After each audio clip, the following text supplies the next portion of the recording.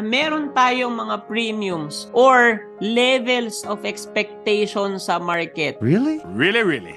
Alam mo na rin dapat kung saan siya potentially magre-retest in case ma-validate nga natin na this is a valid resistance. Then how come then You got the idea, guys? Kasi hindi pwedeng dumiretso lahat eh. Kailangan niya mag-fulfill ng drawing ng market. Agree? Yes. Oh, pansinin nyo, bakit ako gumuguhit ng, sabi ko, ito, potentially bababa mo na kasi inalign ko sa fundamentals.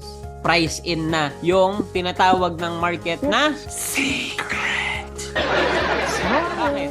Nauna na yung move eh. Tapos nasa resistance. Tapos biglang, may nabasa ako sa balita kanina. Sabi niyang ganun. Potential tightening. Tapos ang assumption ng rate cuts, Mayo. So isipin nyo, finid na sa market yung information in Thanks, advance. Brian. Siyempre, hindi Sure naman enough, pwedeng tuloy-tuloy a yung few price days action. later- Tama na mag-ultra long siya.